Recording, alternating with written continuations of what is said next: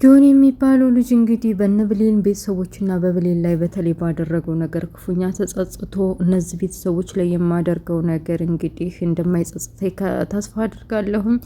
እናትና አባቴን የገደሉት እነሱ መሆን አለባቸው፣ ካልሆነ ግን ጸጸቱን አልችለውም እያለ እየተጸጸተ ነበር። በተለይ ሳሚ በብሌን ላይ ብሌንን ወደ ቤት ይዛት አትሄድም ብለው ቤተሰቦቿ ቀምተው ይዘዋት ሲሄዱ እንግዲህ አንተን ጠርጥረናል ብለው ሲጠረጥሩት በጣም እያለቀሰ አዝኖ ነበር። እነሱን እንደዛ ሲመለከት ውስጡ እየተቃጠለ ነበር። ማለት ጸጽቶታል በእነሱ ላይ እንደዚህ ማድረጉ። ትክክለኛ ቤተሰቦች ገዳይ እነሱ ካልሆኑ ከባድ ነው የሚሆንብኝ እያለ እንደውም ፈጣሪ ሆይ ይቅር ይበለኝ እያለ ነበር ወደ ሰማይ አንጋጡ ማለት ነው። እና ሰላም ጤና ይስጥልኝ ውድና የተከበራችሁ የቻናል ቤተሰቦች ሙስሊም ክርስቲያን ወገኖች ሰላማችሁ ይብዛ እያልኩኝ ለቤት አዲስ የሆናችሁ ሰብስክራይብ በማድረግ ሞቅ ሸብረቅ ደመቅ አድርጉት፣ ላይክ ሼር አድርጉ። እንግዲህ የአደራን ድራማ ይዘንላችሁ መተናል። አብራችሁ ቆዩ። የአደራ ድራማ ሲጀምር እንግዲህ ጆን ያው እንግዲህ ግድያ ሊፈጸምባት መሆኑን ካወቀ በኋላ እሷን ማዳን አለብኝ ብሎ እግሬ ውጪ ብሎ በቻለው መንገድ እየሮጠ ወደ ሆስፒታል ነበር ያቀናው። ሆስፒታልም እንግዲህ ቤተሰቦቿ ተደርድረው ጥሩ ሕክምና እያገኘች መስሏቸው በውጭ ላይ ቁጭ ብለው ሐኪም ቤቱ ወይም ዶክተሩ መጥቶ የሆነ ነገር እስከሚላቸው እየጠበቁ ነበረ። እንደ አጋጣሚ ሆኖ ያው እንግዲህ ልትመርዝ የተስማማችው ልጅ ነበረች ወደ ሕክምናው ክላስ የገባችው። ብሌን እንግዲህ አይኗ ፈጦ መናገር መጋገር መንቀሳቀስ አትችልም እና ከአይኗ እንባ እየዘነበ እንዴት ራሷን ማትረፍ እንዳለባት ግራ ገብቷት እያለ እባክሽን መንቀጥቀጥ የለብሽም መፍራት የለብሽም፣ እኔ አንቺን በሆን ይህን መድኃኒት ወስጄ እንቅልፌን ትኝት ነበር ምለው። ይህ መድኃኒት በአንቺ ላይ ችግር አይፈጥርብሽም፣ በአንቺ ላይ ደግሞ የሆነ ቁስል ህመም ነገር አይፈጥርብሽም፣ እስከ ወዳኛው እንዲተኝ ነው የሚያደርግሽ እያለች ስትሳለቅባት እንግዲህ ምን እንደምታረግ ግራ ገብቷት በመጨረሻም ጆን ደርሶላት ጆንም እንደዛ እየከነፈና እየሮጠ ሲገባ ቤተሰቦቿ ውጭ ላይ ሲጠብቋት የነበሩ ቤተሰቦቿ ምንድነው ብለው ተንጋግተው ውስጥ ሲገቡ ያዩትን ነገር ማመን አቅቷቸዋል። ታይ ብሎ እንግዲህ ሲከላከልላት የነበረውንም ዶክተር ጥላው ስለነበር ዶክተሩም ወድቋል መሬት ላይ። የመርጃ መሳሪያቸውም እንዳለ የሕክምና መሳሪያቸውም እንዳለ መሬት ወርቋል። ከዛ በተረፈ እንግዲህ በኃይሉ ነው ማን የሚባለው ሰው ይሄ ከልጅቷ የሰላም ልጅ ነኝ ከምትባለዋ ልጅ ጋር ተመሳጥሮ ሸበርቻ ያሳያለ ነበር።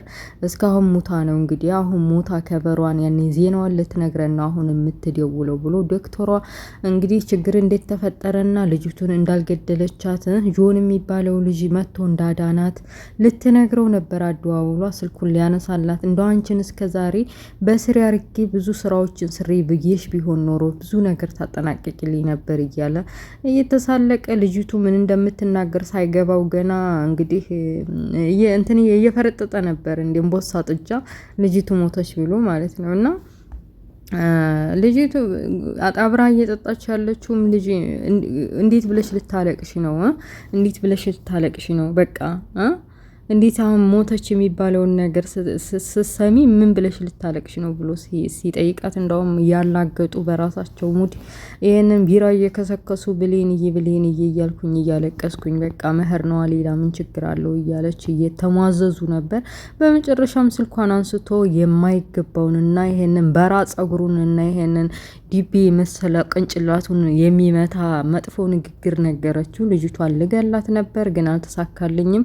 እናንተ ስታወሩ ወይም ደግሞ ልጅቷን የመግደል እቅድ እንዳላችሁ ያወቀ ሰው ሶስተኛ ሰው መጥቶ አዲኗታል፣ ልገላት ጫፍ ደርሼ መጥቶ አዲኗታል ብላ ስትነጋገር ጆን እንደምትናገር ስላወቀ ከኋላዋ መጥቶ ቢላዋ ይዞ እንግዲህ አንገትሽን ታልቆርጥልሽ የምታወሪው አጎቴን ነውና ቀጥ ብለሽ ስለምታወሪው ነገር እኔን እንዳልሆነና ሌላ ሰው እንዳናገርሽ እንዳገኝሽ በትክክል መናገር አለብሽ። እኔ ከሐኪም ቤት እንዳስወጣሁሽ አንቺም ከዚህ ችግር ማስወጣት አለብሽ፣ አለበለዚያ ተያይዘን እስር ቤት ነው የምንገባው ብሎ ሲያስጠነቅቃት እንግዲህ ለማን ነበር ስሙ ውስጥ ጠሩልኝ። ትናንትና እኮ ስሙን ጠርቼው ነበር ጠፋብኝ። ግን በኃይሉ ግን ሀረግ ላይ ነው በነገራችን ላይ መሰለኛ ሀረግ ሳይሆን እንትን ሔዋን፣ ኧረ ሔዋን አይደለም ብቻ ስሙን ጥሩልኝ የዚህን የገጣባ ሰውዬ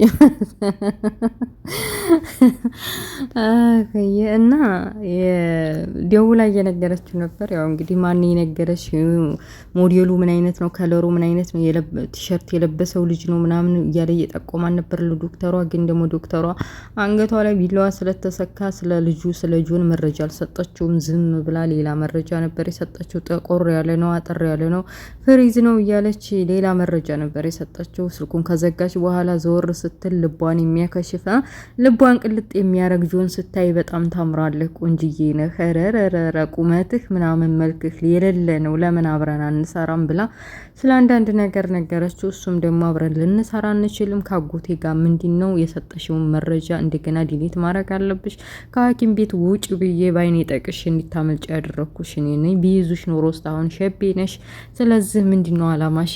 ስለ አጎቴስ ምን የምታውቂው ነገር አለና ስለ እነሳሚ ስለ ቤተሰቦቹ ስለ ብሌን ቤተሰቦችም የምታውቂው ነገር ካለና ለምን ልገሊያትና ካጎቴ ጋር ልገሊያት እንደተስማማሽ እያለ ሁሉን መረጃ መሰብሰብ ጀምሮ ነበር።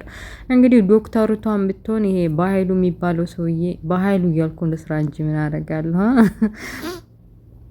የሚባለው ሰውዬ እንግዲህ አጎቴ እያለች እንደምትጠራውና ከልጅነት ጀምሮ እንዳሳደጋት ግን ደግሞ ከበስተጀርባው በጣም አስነዋሪና መጥፎ ስራ እንደሚሰራ አንድ ትልቅ ድርጅት ህጻናቶችን እየገዛና ቤተሰቦቻቸውን እየገደለ እኔ አሳዳጊ ድርጅት አለኝ ልጁ ህጻናቶችን ወላጅ አልባ ህጻናቶችን ለማሳደግ የሚረዳ ድርጅት አለኝና እዛ ማደግ አለባቸው እያለ ለውጭ አሳልፎ የሚሸጥ ሌባ ነው እና ቤተሰቦቼንም የገደለብኝ በኋላ ያወቅኩት እሱ ነው። ስለዚህ አንተም እንደኔ ቤተሰቦችህን ገሎብህ ነው ወይ አብረና ያደግ ነው ወይ ወደ ድርጅቱ ያንተም የኔም አባት አንድ ነው ያሳደገን ማለት ነው።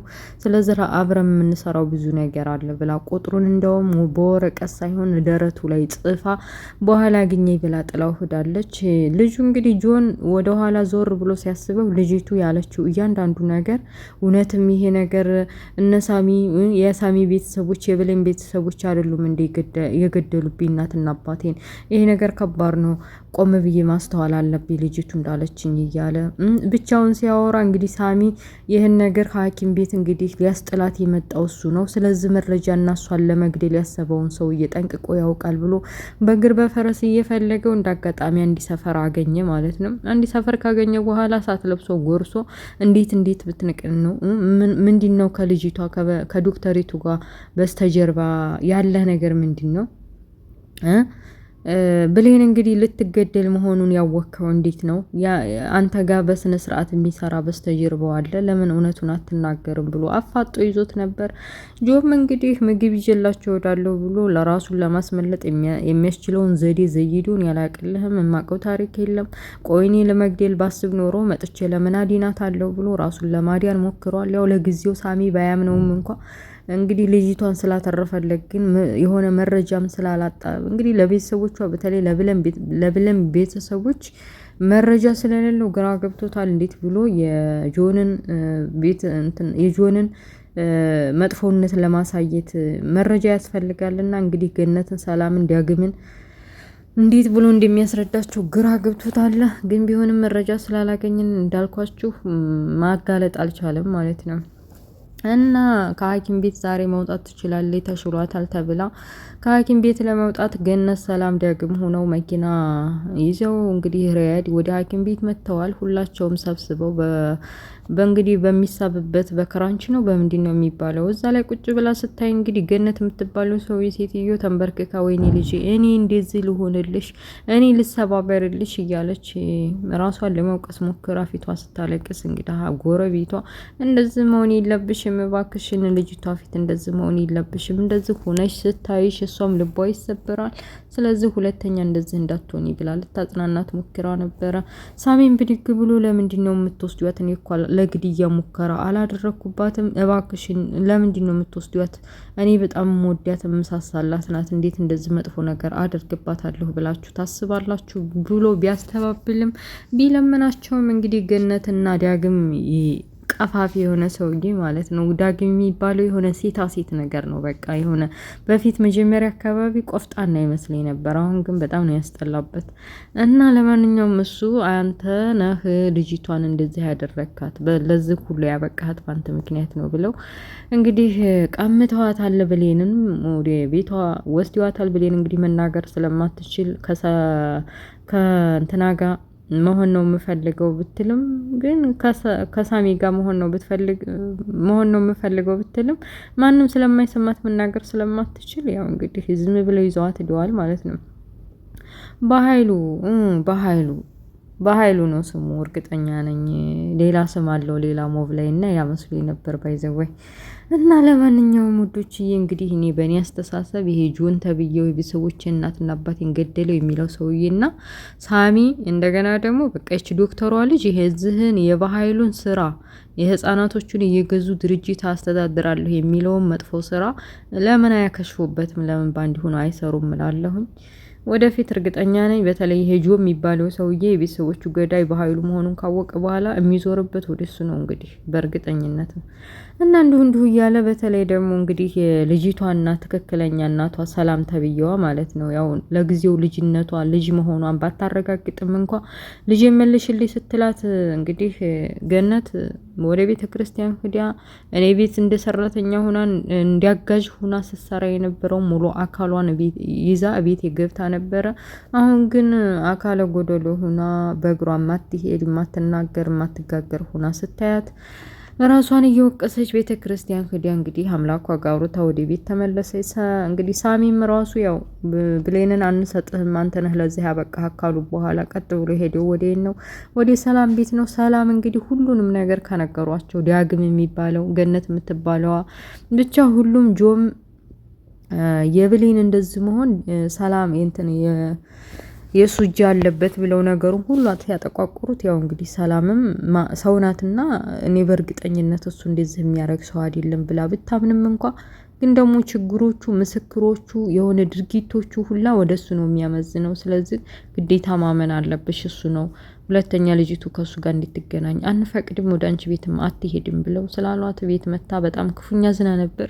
እሱም ቤት ሲያገኛት ምንድን ነው የሚሻለው? ለምንድን ነው እዛ የወሰዷት? ብሌን እዛ ከሄደች መሞቱ አይቀርም፣ እዚህኛ ጋር ብትቀመጥ የተሻለ ነው ብሎ ቢከራከርም እንግዲህ ሰላም ያላት አማራጭ እኔ ሳስበው ችግሯና እዚህ የሚደርስባት ነገር ከዚህ ከቤት ይመስለኛል ብላ ስትናገር ሳሚ ዘወር ብሎ አይኑን በእንባ እያቀረረ አንቺም አላመንሽኝም ነበር ወይ? አንቺም እንደዚህ ትከጂኛለሽ ወይ? አንቺም እንደዚህ እንደነሱ ስም ትሰጭኛለሽ ወይ? እንዴት እንደዛ አደርጋለሁ በብሌን ላይ በመወዳት ላይ እያለ እውነቱን ሊናገር ቢሞክር ግን ደግሞ መረጃዎች ወደሱ ስለሚጠቁም ሰላምም በሷም አይፈረድም። እንግዲህ ምን ታረጋላችሁ? እና ለማንኛውም ለጊዜው አልተቀበለችውም ማለት ነው። እና ሳሚም ክፉኛ አዝኖ አይኑን ባንዳ ቀረረ። ብሌንን እንዴት ከዛ ቤት ፈንቅሎ ለራሱ ማድረግ እንዳለበት እንደገና ደግሞ የበኃይሉንና የጆንን ስራ የዶክተሯን ስራ እንዴት በአደባባይ ለቤተሰቡ መጥፎ ስራ በብሌን ላይ ያደረጉትን ነገር እንዴት ማሳየት እንዳለበት እያቀደ ድራማ ያልቃል እላችኋለሁ ውድ ቤተሰቦችዬ። ወይ ብሌን እኔ ግን ይቺ ሰላም ተብዬዋ መቼ ነው ልጇን የምታውቀው? በቃ ትክክለኛ ልጇን እናት እኮ ልጅ መሆኗን በቃ ውስጧ ያሳውቃል ይባላል እንዴ። አንዳንድ እናቶች እኮ በቃ ልጃቸው የሆነ ነገር ሲደርስበት ሲታመም የሆነ አደጋ ሲደርስበት ምናምን ውስጣቸው ይነግራቸዋል ስለሚባል ያውቁ ነበር። ሰላም ይኸው እንኳን አይደለም ውጪ የሆነ ነገር ደርሶባት ቀርቶ አጠገቧ እንኳ አብራት እየኖረች የገዛ ልጇን ማወቅ ቸግሯታል። በእርግጥ በሷም አይፈረድም እንግዲህ እና ብሌንና ሰላም እናትና ልጅ መሆናቸው መቼ እንደሚያውቁ እንግዲህ ከድራማው ደራሲው አንድ ቀን ማሳወቁ አይቀርም ማለት ነው። እስከዛው መልካም ሁሉ እመኝላችኋለሁ። ላይክ፣ ሼር፣ ሰብስክራይብ ማድረጋችሁን እንዳትረሱ። አበረታቱኝ፣ ላይክ አድርጉልኝ ውድ ቤተሰቦች። የኔ ላይ ባልገባ ቪዲዮ ደግሞ ሙሉ ለሙሉ አጫውቱልኝ በር እያያችሁ እና ኔክስት ነገ ኢንሻአላህ በሰላም እስከምንገናኝ መልካም ሁሉ እመኝላችኋለሁ። ባይ ባይ ቻው። ወሬ አላብዛባችሁ።